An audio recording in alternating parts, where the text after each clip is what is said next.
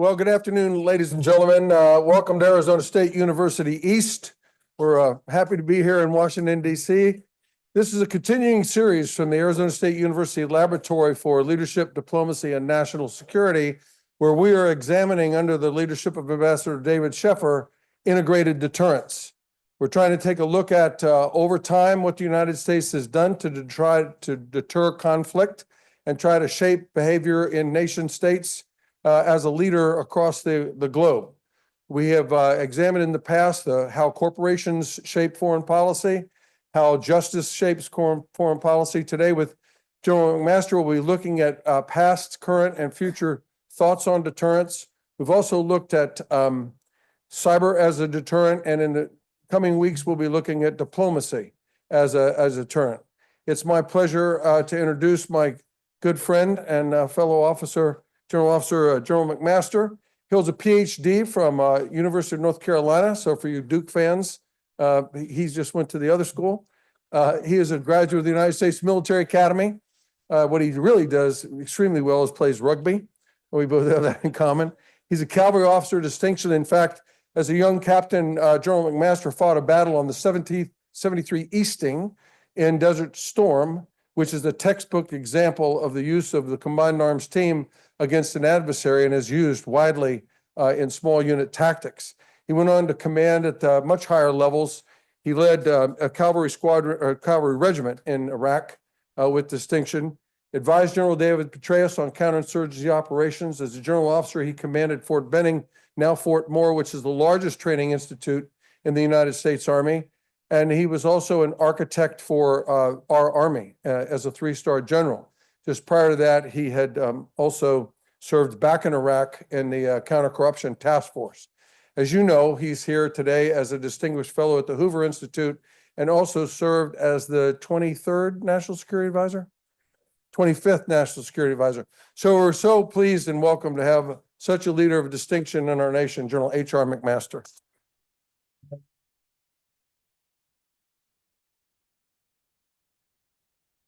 Hey, thank you so much, John Frakley, who I admire tremendously. I learned so much from him, and especially when I had the opportunity to play the role of the enemy for the Army in the opposing force.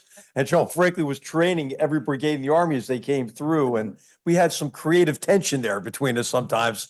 But I learned so much from him over the years, and it's a real privilege to be with all of you. And I just applaud all of you for being in this program at a time when I think it's more important than ever that we improve our strategic competence, right? And I know that's what this program is about, what the policy workshop is about, which I'm a huge fan of at ASU. And I think that the term strategic competence is something that's worth kind of putting a definition against. And I think it's really the ability to integrate all elements of national power and efforts of like-minded partners to make progress toward well-defined goals and objectives in the security or foreign policy space. And I don't think we do that very well, and I'll talk a little bit about why I think that is just by way of introduction. I look forward to the discussion that we're going to have. I believe that in recent years, we have exhibited an extraordinarily high degree of incompetence in foreign policy and in defense strategy and national security strategy overall. And I think that's because our competence atrophied after the Cold War based on some fundamentally flawed assumptions about the nature of the post-Cold War world. And these were three interlocking assumptions. The first of which was that, hey, an arc of history had guaranteed the primacy of our free and open societies over closed authoritarian systems. So, ideological competition was over, right? And the second and related assumption was that great power competition was a relic of the past, right? In the future, what you would have is a condominium of nations would come together and work together as part of the international community, which, by the way, doesn't exist. I hate to burst anybody's bubble on that, but doesn't really exist. And then and work through international organizations to achieve, global outcomes on global issues. And then the third, and related, and this is related to this discussion in particular, is that America's technological prowess, our technological military prowess, would guarantee our security well into the future. And all of these assumptions overlapped, and were broadly accepted in the 1990s. And I think that led to a high degree of complacency and was a setup in large measure. These assumptions were a setup for the difficulties that we encountered in the 2000s. The strategic shock of 9/11, right? I mean, our technological prowess was bypassed, right, by a ruthless terrorist enemy who inflicted the largest terrorist attack in history on our country on September 11th, 2001. Used box cutters in airplanes, right, to bypass our technological military capabilities. Then we were surprised, by the length and difficulty and cost of the wars in Iraq and Afghanistan. I think that's because we went into those wars misconceiving those wars, violating what Karl von Clausewitz said was the first duty of the statesman or stateswoman, which is to not turn war into something alien to its nature. Right? We had forgotten the nature of war, and we had been enamored with changes in the character of warfare, and again, the technological capabilities that we could bring to bear, and neglecting continuities in the nature of war, which are four. War's political. Okay, like everybody knows that, like the Geico commercial, because Clausewitz said that. War's existential politics. What that means is you have to consolidate gains to get the sustainable political outcomes. That's never been an optional phase in war, really. The second is that war is human, that people fight for the same reasons Thucydides identified 2,500 years ago: fear, honor, and interest. War is uncertain. War is uncertain because of the complexity of those first two aspects of the nature of war, but also because of war's interactive nature.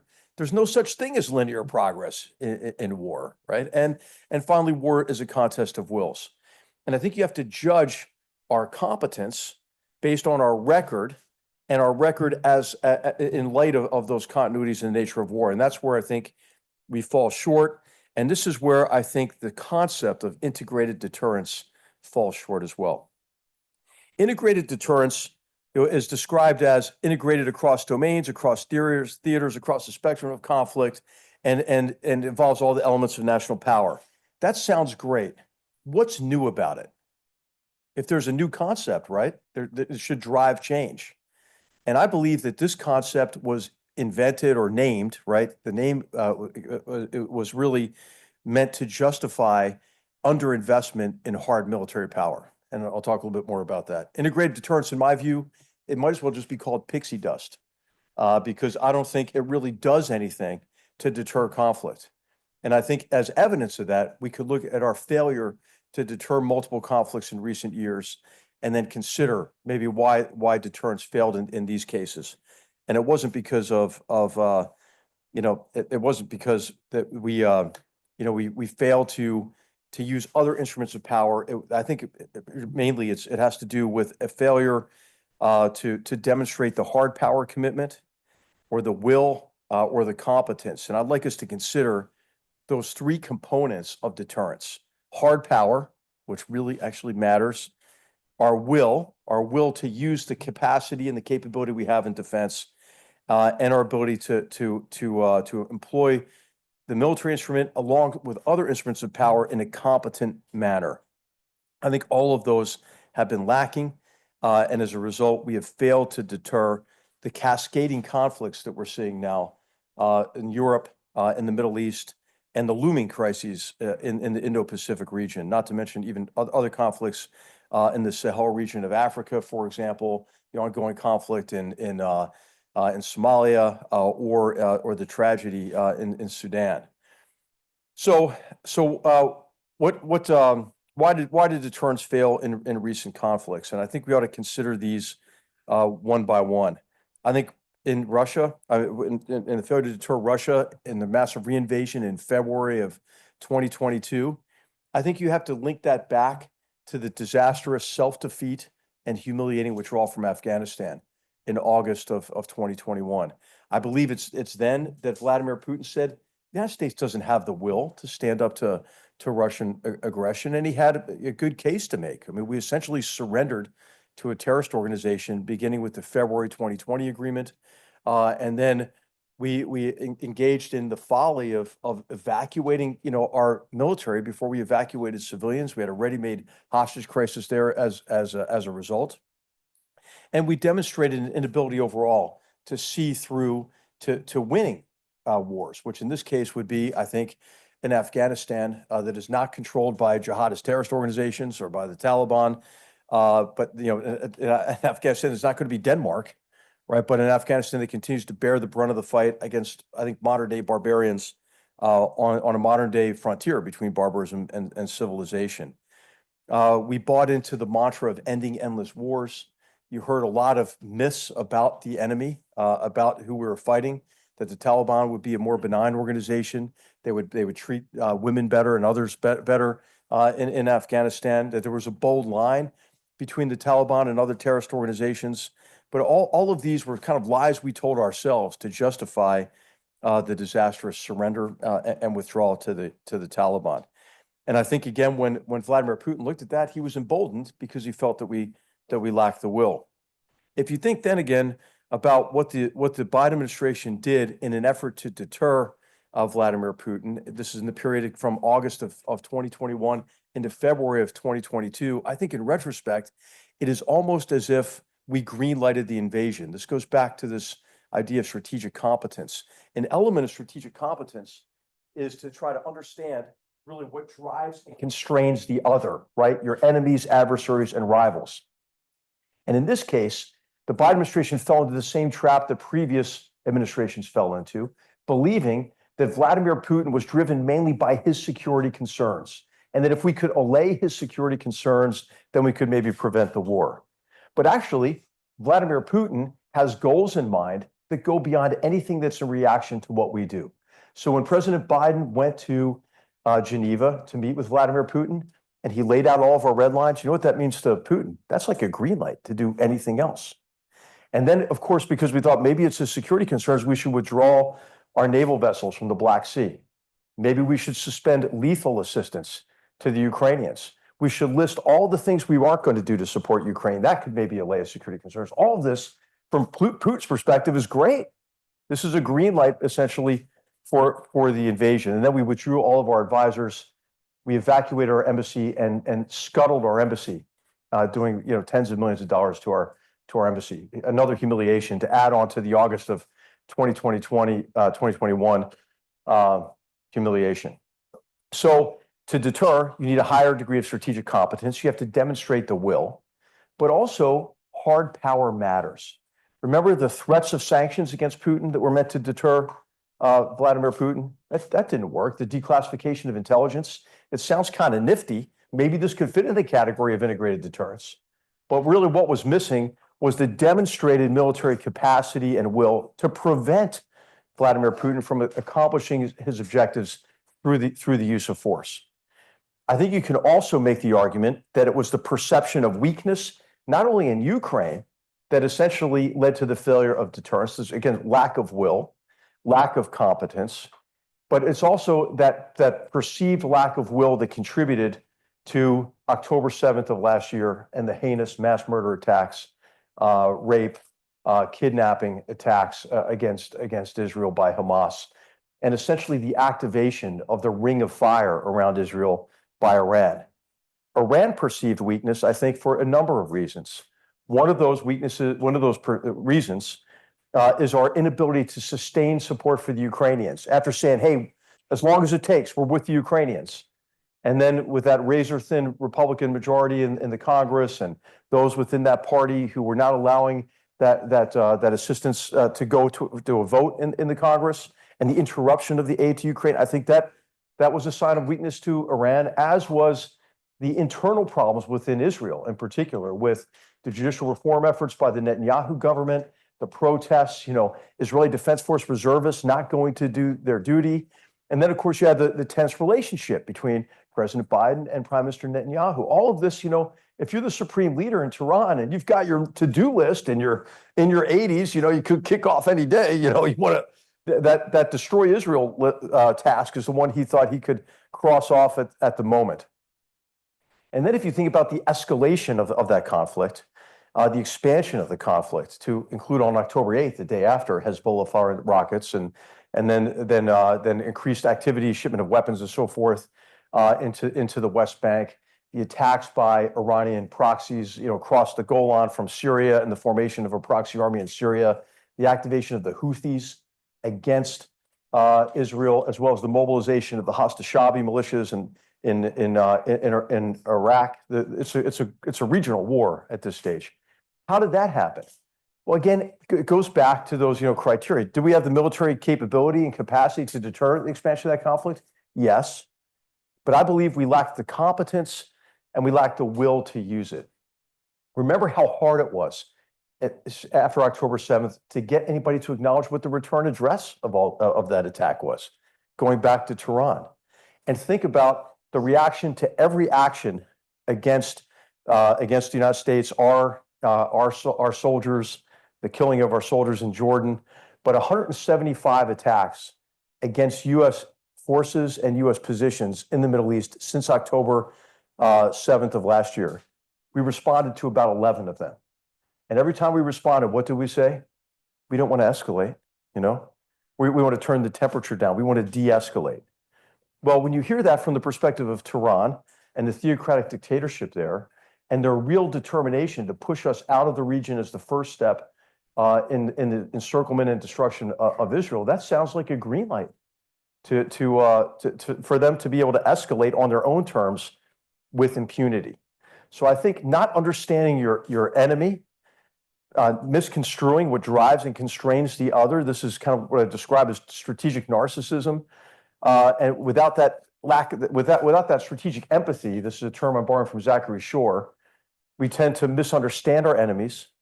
We demonstrate a lack of will, and we have demonstrated a lack of competence. So what do we do about this? I think that we are massively underinvested in hard power capabilities. We have a big bow wave of deferred modernization, and our armed forces lack the capacity to operate in multiple theaters simultaneously. Our adversaries know that, and you see this coalescing of an axis of aggressors who will, I believe, at the very least, take advantage of our preoccupation in one area to accelerate the achievement of their aims in another. So hard power matters. It's a big part of deterrence. The second is that we have to improve our competence, our ability to integrate all elements of national power.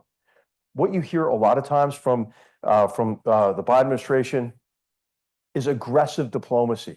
I mean, nobody's afraid of Secretary Blinken. I hate to say it, man. I mean, they're not afraid of him, I wish him the best, but I think we have to remember what George Shultz said when he was reflecting, on the nature of diplomacy. He said that negotiation is a euphemism for capitulation unless the shadow of power is cast across the bargaining table.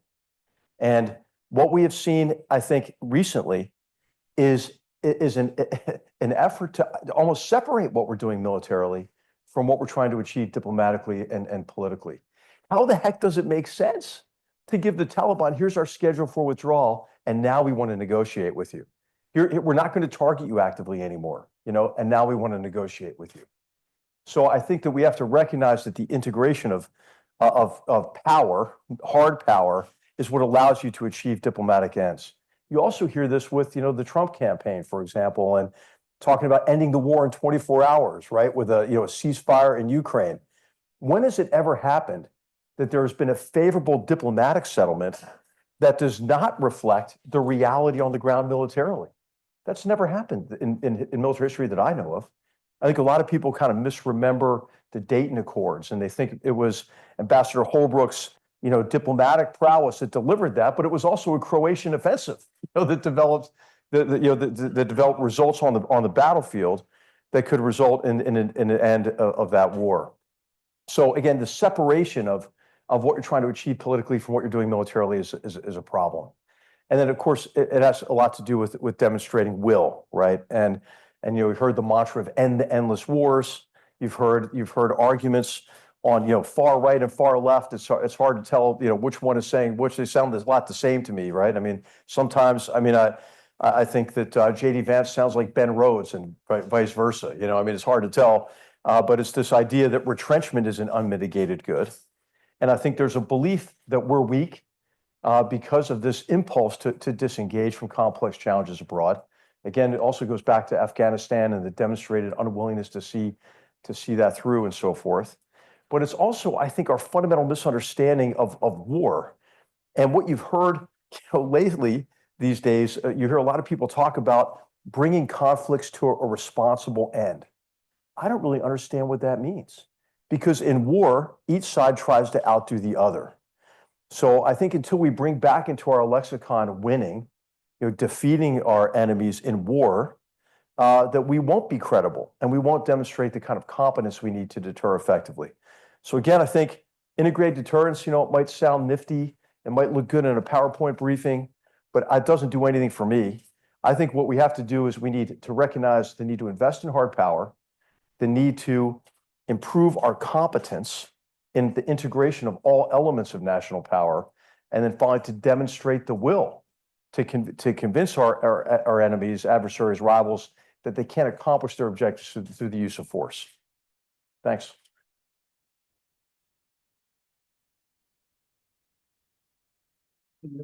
Well,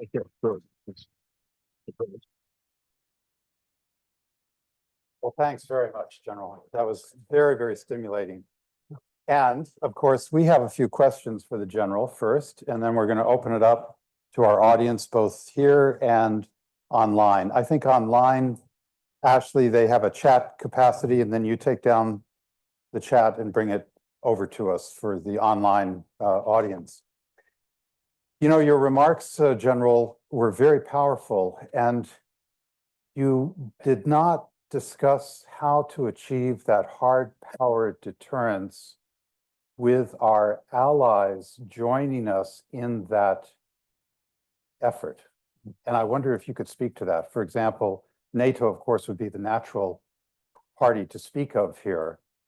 Whether or not your concept of hard power being the deterrence to threats to our national security really requires us not just to ramp up our own domestic capabilities, but it just won't work unless we're ramping up our multinational capabilities through NATO and other organizations. No, that's an important point, and it is our alliances which allows us to achieve the ability to deter, rivals and enemies, adversaries at an acceptable cost to the American public. I mean, our alliances magnify our power, and I think this is why President Trump was right to demand more burden sharing. I mean, that's a valid argument, but you don't want to psychologically weaken your alliance by threatening not to come to somebody's aid who's not meeting, the 2% pledge for whales. And of course, you've seen the discussions in the last 24, 48 hours as Secretary General Rutte comes in about increasing the whales pledge of the equivalent of 2% of GDP invested in defense to like 2.5 or 3%. President Trump has said that. I think that's right. And I think we should set the example for doing that. I mean, we are really spending historic lows on defense in terms of percentage of GDP invested in defense now. And the threats are growing, right? Our defense planning scenarios are essentially based on conflicts being separate from one another. They don't really allow for simultaneity across multiple theaters. And we don't have the capacity really to cope with those threats.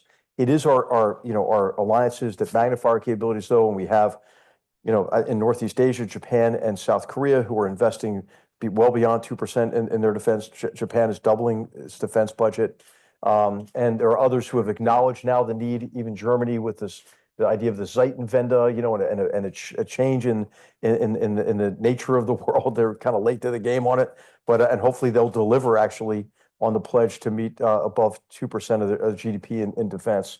Yeah, but you're right. I mean, alliances are extremely important. It's one of the reasons why Russia and China want to break those alliances apart, and drive a wedge, between us and our European allies, or to peel countries off like Hungary, or like Turkey, for example, out of NATO, or Slovakia, for example. And you know that when you're sitting at the sit-room table, and you ran the sit-room table for the principals committees while you were National Security Advisor, you're always going to be presented with options from the various agencies that are at the table. Two of them are military, Joint Chiefs of Staff, DOD. The rest are essentially non-military. Intel is quasi. So they're going to be presenting options to deal with threats to our national security of many different characters that will be presented. You're not arguing that the only options one looks at the sit-room table are hard power options. I mean, there will be other options that constitute our foreign policy as it intersects with national security. Oh, absolutely. Except you just don't want to delude yourself to think that a nifty way of integrating other elements of of national power can substitute for real hard power capacity, especially against determined adversaries. What we did in the Trump administration is we were determined to give the president integrated options from the beginning. So there wasn't like a diplomatic option and then a military option and an intel option or a law enforcement option or a sanctions option. What we did is every one of the options that we presented to him, and we always insisted on multiple options being presented, were integrated options that included a military component, a diplomatic component, economic, law enforcement, informational component, and so forth, and also took into consideration the actions of allies and partners. So when we presented those to him, some of those were baseline or like the same across every option, like in every option we would like to do X, but they were often differentiated by, a military option or not, or the severity of a diplomatic action, for example, shutting down a Russian consulate and expelling scores of Russian undeclared intelligence agents, for example. So yeah, I mean, I think it's important that you not just think about these elements of power discreetly. And then this was something I argued oftentimes with cabinet officials who wanted to take the planning all over into their departments, for example. And it was a big mistake, I think, to give the defeat ISIS, options development to the Department of Defense, to have the lead on it. Because as a result, I think we never really got full buy-in from the president and everybody on how we would work toward a sustainable political outcome involving the Syrian civil war, for example.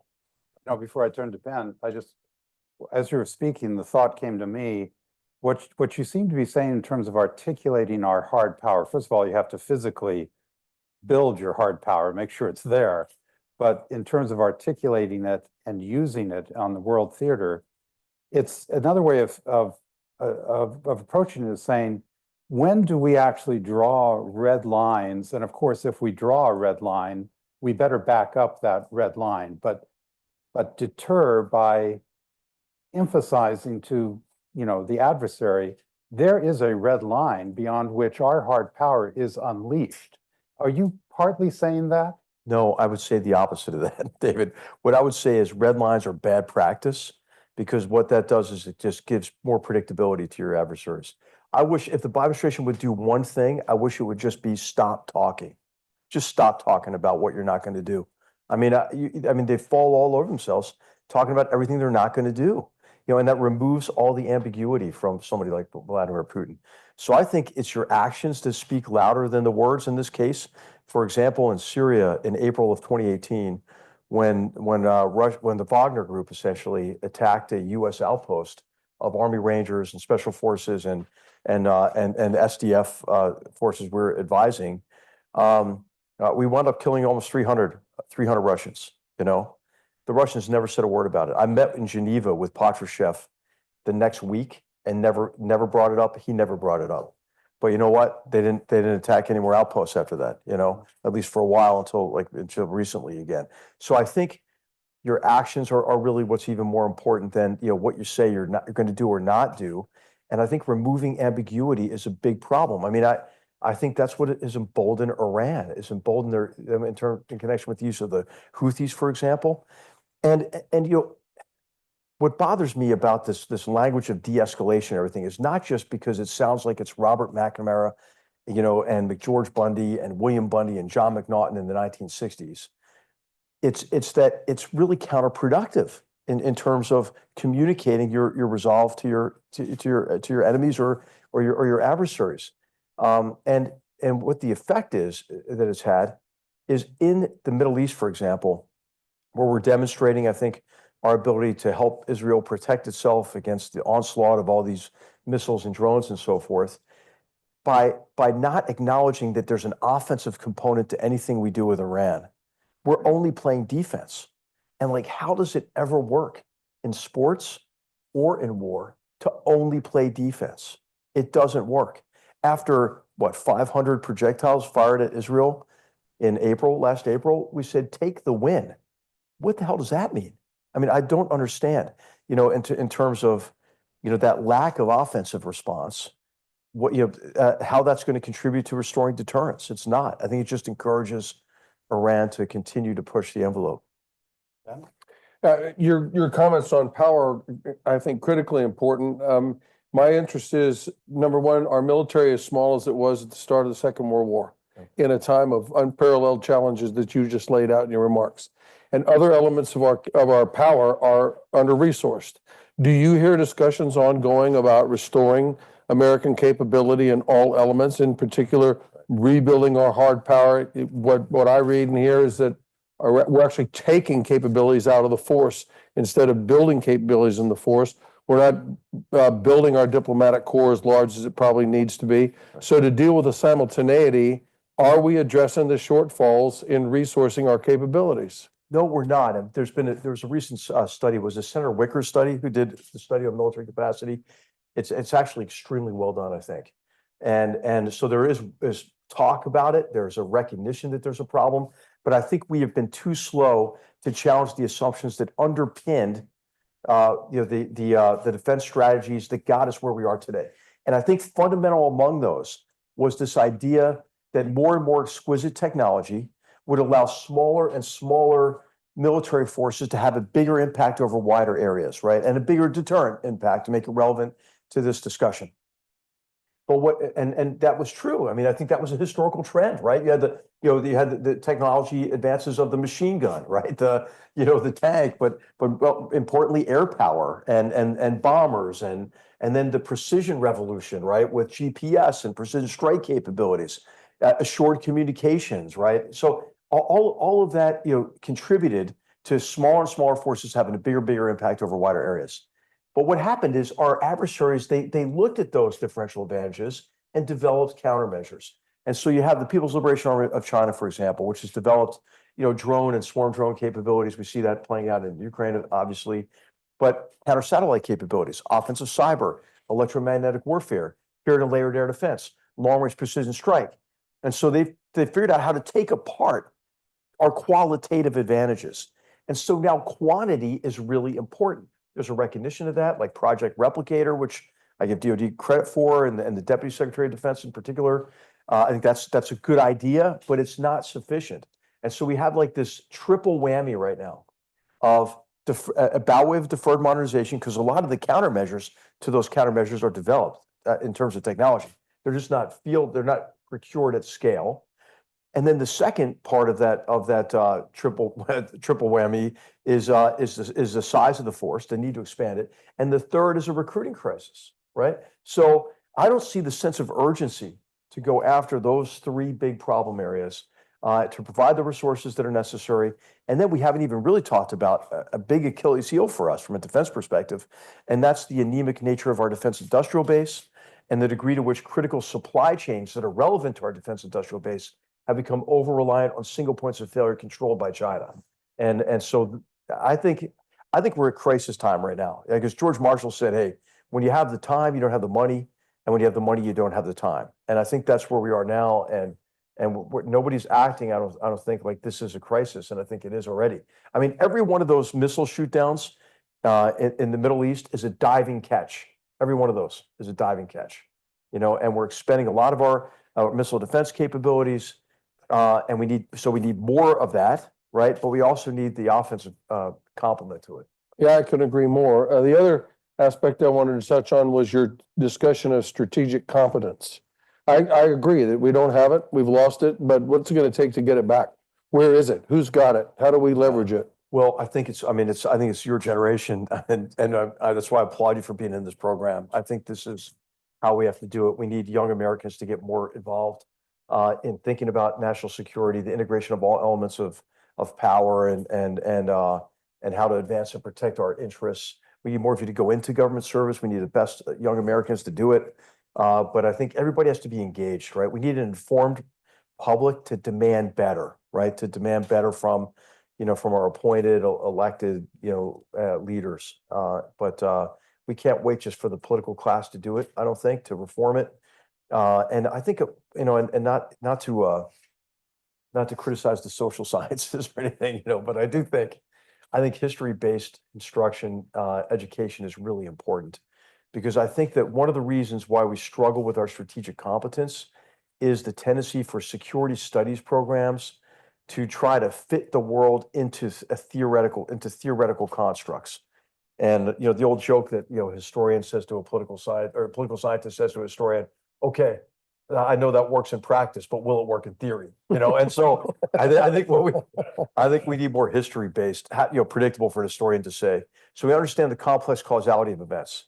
And we also understand continuities, right? So where we get into trouble is we think, hey, the next war, it's going to be really different from any war that's gone before it. I mean, believe me.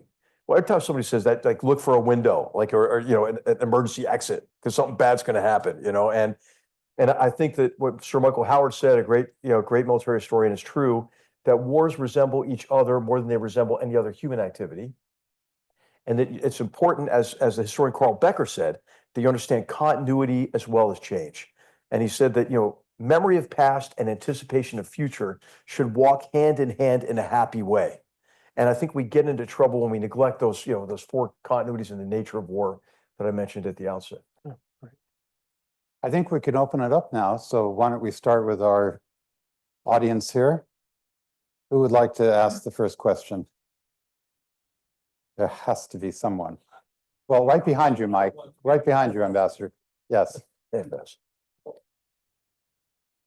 So speaking of allies who are pursuing or plussing up their defense budget, like Japan, they're outfitting their naval ships with Aegis and missiles like Tomahawk.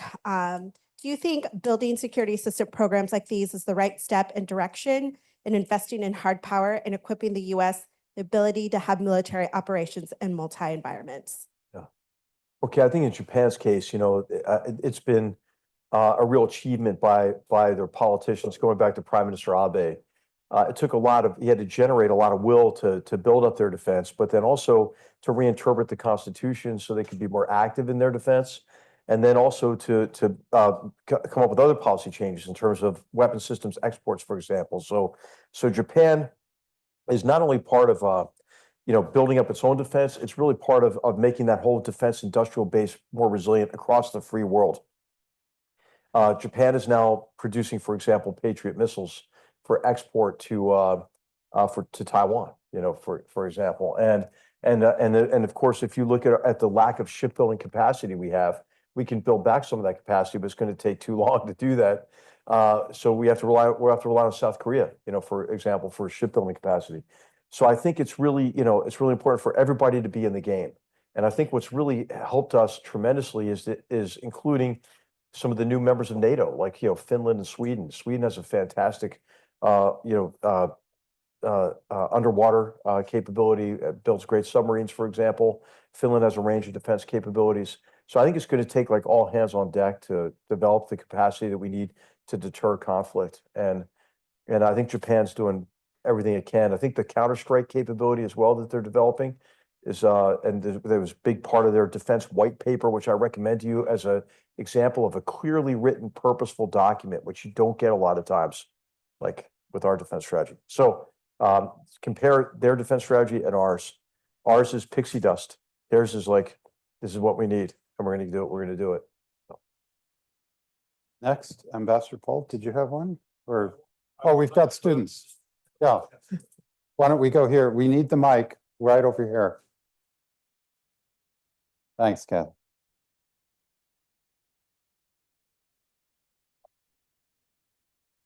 Here we go. That's right here.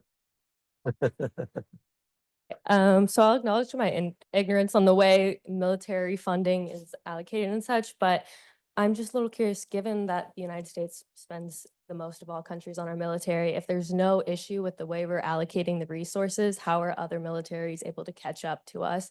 And why do we still need to increase and spend even more on defense? Yeah.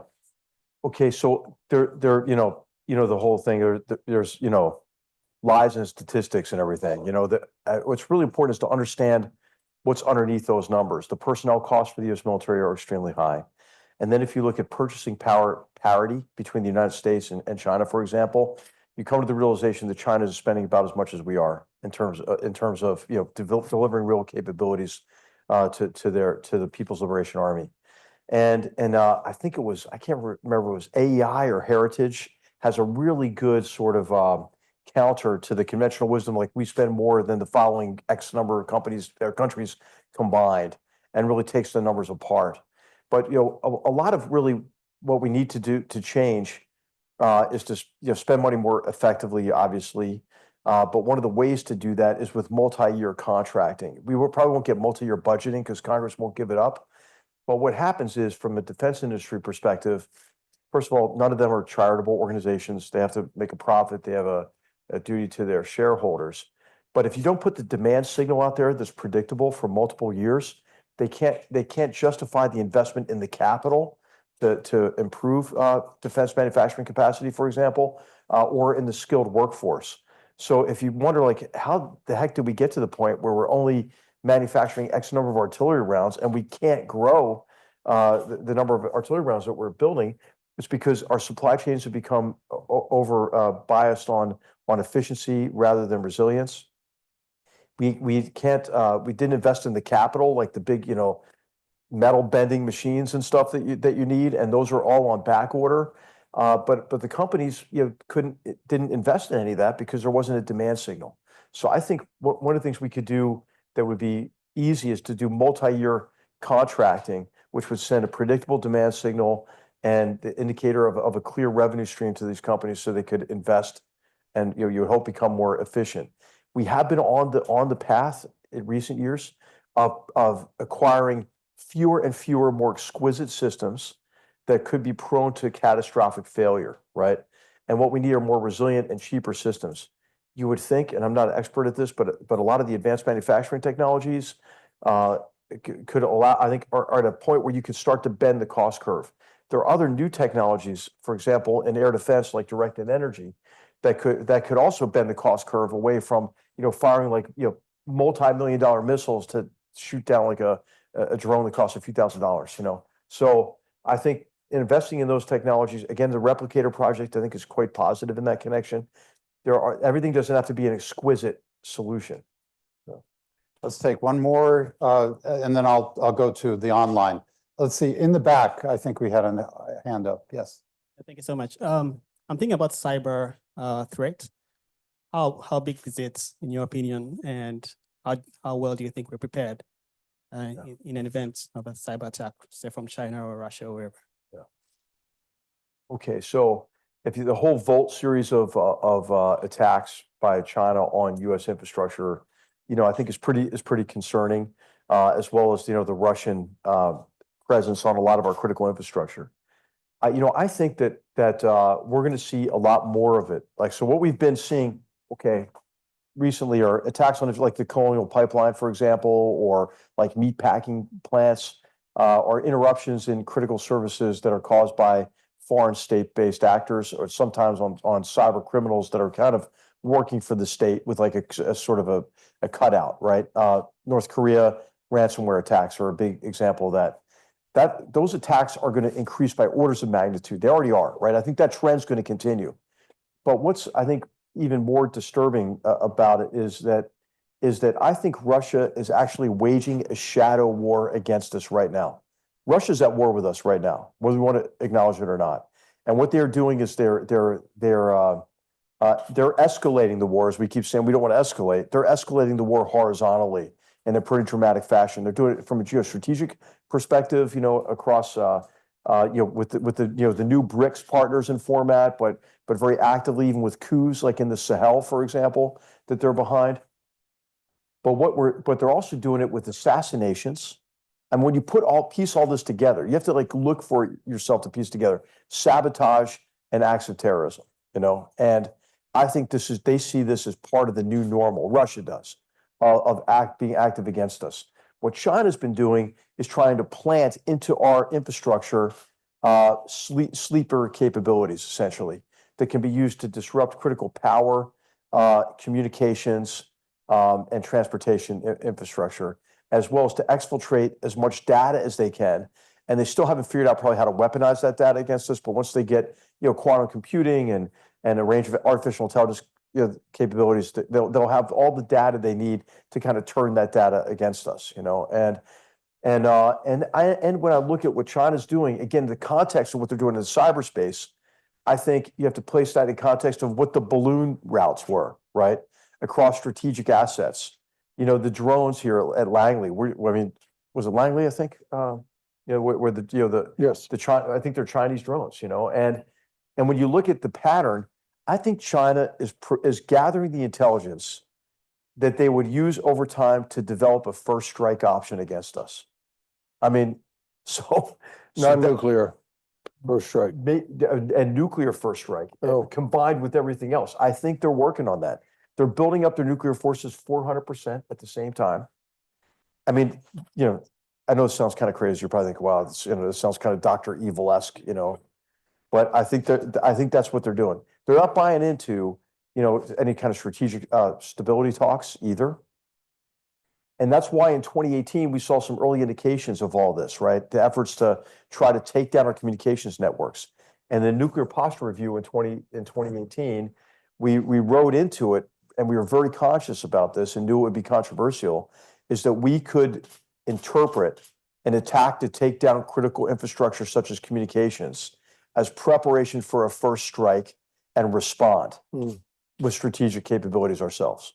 So that was to say, hey, don't think this is an easy takedown, because if you take down our communication systems, we may have to, do the unthinkable, So and that was to again, in the theme of this, to restore deterrence in an area where we saw deterrence eroding.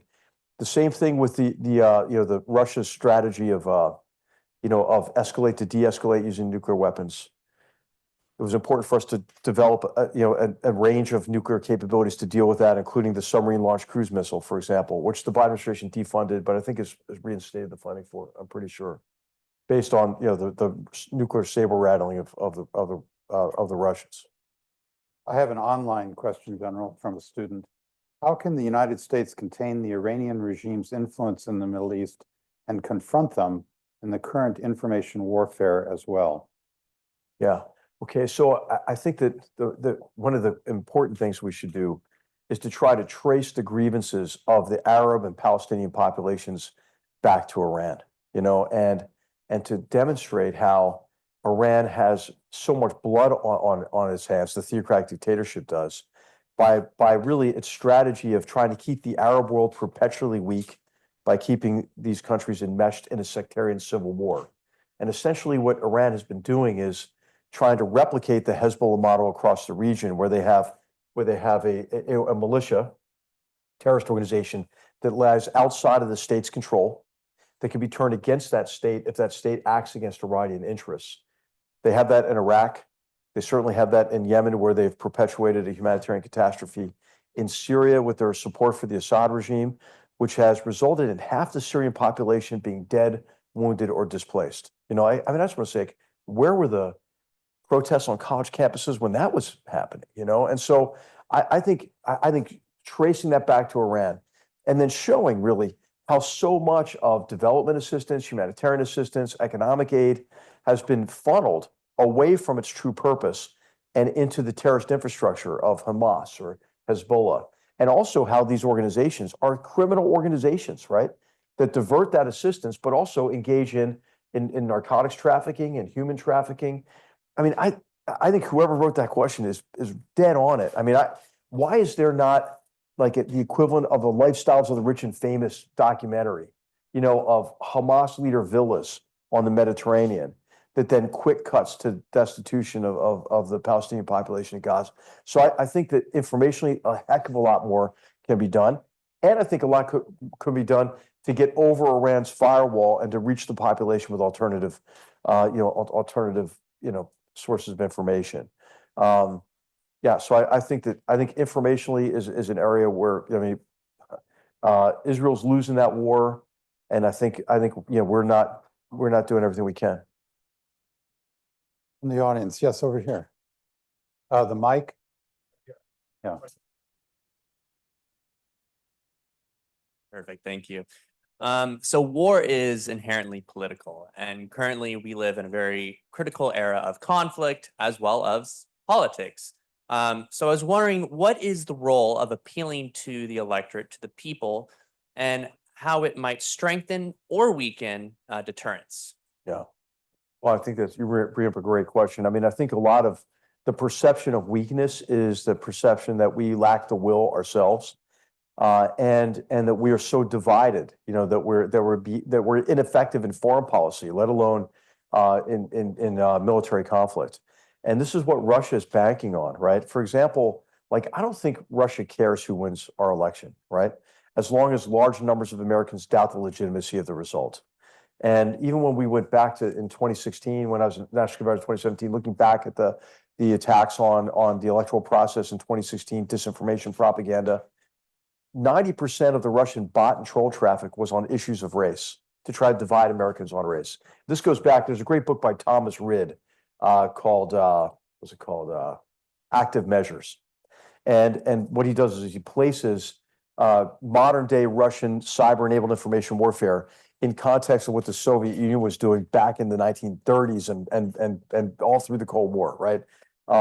Then the second amount of traffic from the Internet Research Agency, right, the SVR and the GRU, was on border security, right, and migration, and then on gun control. So essentially, what they want to do is just take issues that divide Americans and divide Americans further, diminish our confidence in who we are as a people, and diminish our confidence in our democratic principles and institutions and processes. So I think what we can do is not buy that, you know, not buy into that, and demand that our politicians not try to score partisan political points by reinforcing, you know, that Russian narrative. I mean, what President Trump is doing now on the campaign trail, already kind of laying the groundwork for, you know, denying the results, right?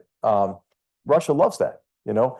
The same thing with in some elements of the Democratic Party saying, you know, it's worse than Jim Crow to have to show your ID before you vote. I mean, like, really? I mean, that's not true. You know, so I just think let's just be for transparency in elections, you know, and for building confidence in the outcome.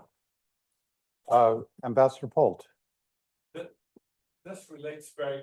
let's get the mic to you. That I want to set you off on, because you make a very compelling argument for the example of our power, which is, I find that very, very compelling. But you've heard the other side of that sort of phrase of people talking about the importance of the power of our example. And it gets to what you were just answering in terms of our, what I would call the strategic competence of our democracy. And I wonder whether you would amplify a little bit more on how we create, you say, don't buy into the disinformation that's planted to divide us. Yeah. So how do we go ahead and encouraging our politicians to act non-political is probably not going to be successful because they will always act like politicians.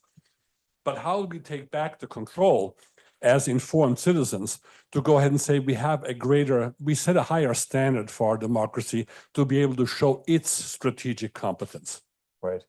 Yeah, I think that you know, one way to do it is to bring together bipartisan groups within government, right, and to work on the most significant challenges we're facing. I tried to do that as National Security Advisor. It wasn't my role to do that really, you know, but I tried to do that. Whenever we were putting into place the foundation for a new strategy on China, I mean, heck, on Venezuela or Cuba or anything that could be politically contentious.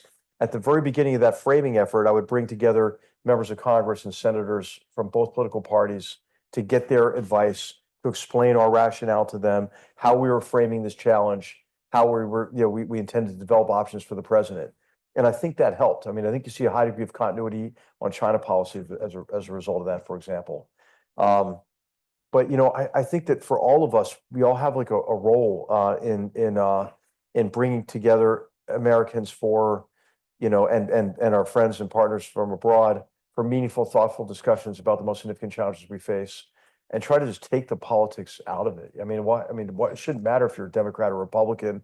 I mean, everybody should be against Iran getting the most destructive weapons on earth, you know, or continuing the proxy wars in the Middle East, or you know, or Russia winning in Ukraine. But somehow these have become partisan issues, you know. And I think that Russia's been pretty good at that too, in cultivating, for example, relationships not only in this country with far left and far right, and to use that to polarize them. And for example, Russia's inroads into the far right involve, sort of this tendency for some people to I don't know, fetishize. I mean, Vladimir Putin is the defender of white Christianity, for example.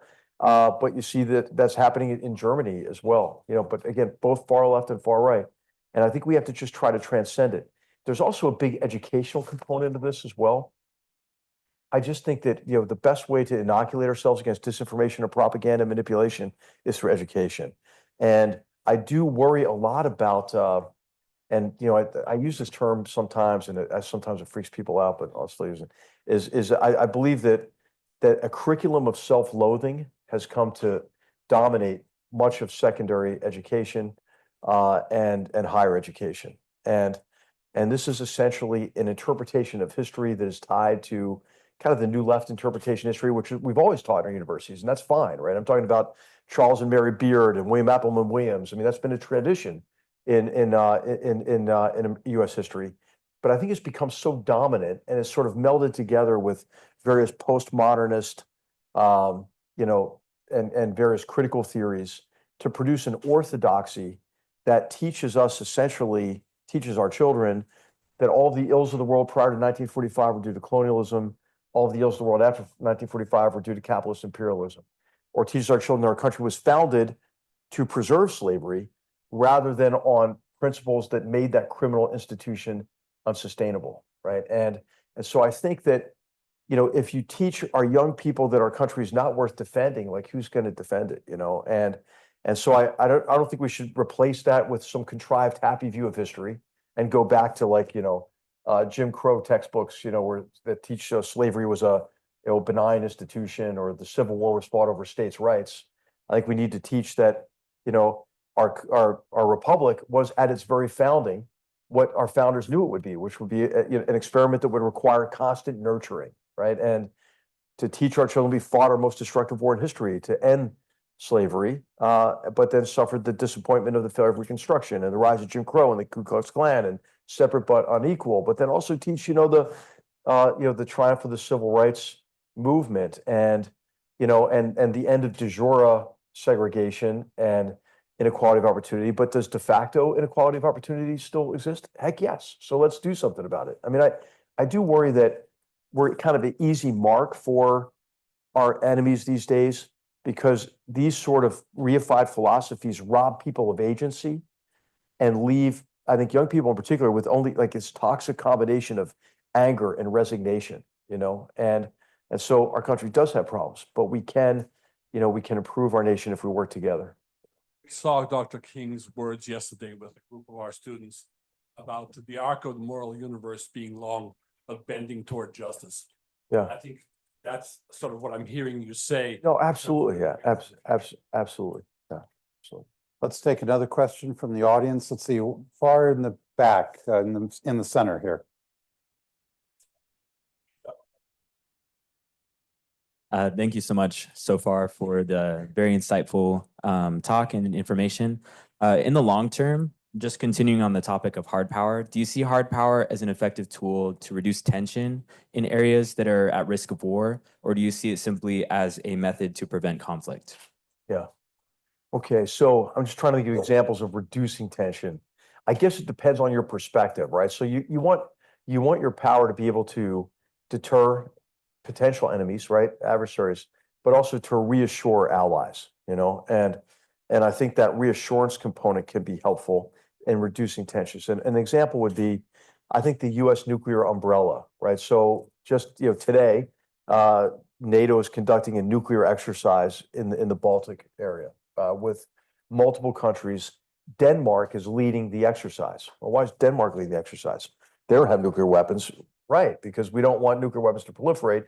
But by us providing our nuclear umbrella and having them have an aircraft that can fly and be equipped with our nuclear weapons, it provides that kind of reassurance. You hear South Korea. I mean, the vast majority of, not maybe vast, but the majority of South Koreans now believe that they should have a nuclear weapon. So I think it's U.S. presence on the peninsula, as well as the nuclear umbrella, that prevents that kind of proliferation as well in response to the threat from North Korea. Yeah, so I think there are times when tensions can be reduced. Then also you have kind of peacekeeping and monitoring. You have the failed example of UNIFIL, right, which didn't do its job in southern Lebanon, to enforce the UN mandate that any kind of Hezbollah military capabilities would have to be north of the Litani River. That's one of the reasons why, Israel's at war, against Hezbollah in Lebanon now. But you have the Sinai, which was a very effective peace keeping operation. You have actually in southeastern Europe, the Balkans. Remember when President Clinton sent our forces into Bosnia, it was going to be a 1-year operation. Hey, we're still there, and I think that's what's reduced tension, in particular, between Serbs and Kosovar Albanians. Yeah, I think that I can think of, that's a great question. It's just got me thinking of examples. Thanks. Kathy, I just want to ask, what is our time? One more question. One more question? We can take one more. 2 more questions? Okay. 2 minutes. 2 minutes, okay. Okay, I want to take One more question from the far back here. Can we take both and then we'll answer? Yeah, sure. Both? Yeah, let's take both. Jump in here too, man. Just quickly switching gears to civil-military relations. We've heard today ideas about invoking the military for domestic operations, military tribunals. Just a comment or two about the state of civil-military relations. And then Callista, we have a student up here, if we could pass the mic. Sir, my question was, what was the best piece of advice you received as a young officer and how that has shaped your career as well as your academic career now as a Hoover Fellow? Great. All right. Awesome. Go for it. All right. Hey, I guess on civil military relations, Ben and I were just talking about this, so I'll spend a comment about this as well. I think, politicians on both ends of, both parties have got to stop trying to drag the military into partisan politics. I think it's one of the reasons why we have a recruiting issue these days as well, because there's a narrative like on the far left that the military is extremist, and there's a narrative on the far right that the military is woke. The military is not woke. The military is not extremist. But those who are propagating those kind of narratives are really diminishing our confidence in our military and the bold line that has to remain between our military and partisan, political considerations. And yeah, so I mean, do you want to take a shot at that too? Sure. I think we're at a low point in our country with civil military relations. Personally, I think we need to go back to Samuel Huntington and what he wrote about. I think the military needs to get out of politics. There's one thing about General McMaster's point about being drug into it and being used by it, but the other side of it is especially senior officers who endorse publicly political candidates and people who write letters, 200 sign up for this letter, vote for X, and 200 sign up, vote for Y. It's improper. It's an improper overreach by the military to influence things, and the military needs to give their best military advice and then live with what the decisions and employ the decisions the politicians make. But trying to influence those militarily is improper. Yeah. And the best advice I think probably like my mom gave me, which was like, hey, just do the right thing and everything will work out for the best. And like I really feel like that relieves a lot of pressure on you. Like I think that in the military or in any other organization, people can be driven by a desire to make it to the next level, right? And what I've seen in people who are driven mainly by that is they're always people who have the highest degree of anxiety. I think if you don't worry about that, if you just figure out on doing your job, fulfilling your mission for your team, and accomplishing your mission, then things will kind of work out. The other, there's kind of a corollary to that is there are some people, and I see this now because I advise students at ASU and then also at Stanford. Some people like they feel this pressure to map out their whole career. Like, hey, what's my ideal first job, and how's that going to lend to a second job?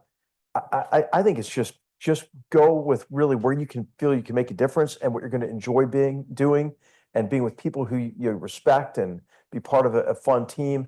And then that will open up opportunities to do all sorts of things you probably never even imagined, right? So, I mean, yes, like looking back on my career, I mean, I was commissioned in aviation. They found an astigmatism in my eye that disqualified me from flight school while I was at Fort Knox, Kentucky, going through armor and cavalry basic course. I asked them to let me go to Fort Benning, Georgia, which is now Fort Moore, to start infantry because infantry was my second choice. And they said, no, you're an armor officer. And then, of course, as second lieutenant, I'm like, well, maybe they want to know what my preference is for assignment. So I called them and said, well, now that I'm an armor officer, what I really like to do is go to Germany. We're on the frontier of the Cold War and everything. You say, well, thanks for your preference, Lieutenant. Fort Hood, Texas, it is. So I mean, nothing really worked out exactly. But in retrospect, I would not have changed a thing. I wouldn't have changed a thing. I want to thank Joe McMaster for being with us today, for his Thank you so leadership much. for our nation. In our course in character-driven leadership, we talk about the ethical concept of duty to fulfill your moral obligation. And here's a leader who has always fulfilled his moral obligation, even to the point of often being castigated for speaking truth to power. But he's always given his best military advice to whomever. We're lucky to have him today. Thanks for you all for your engagement. Thanks, David, for moderating this, and we wish you all a great afternoon. Thank you.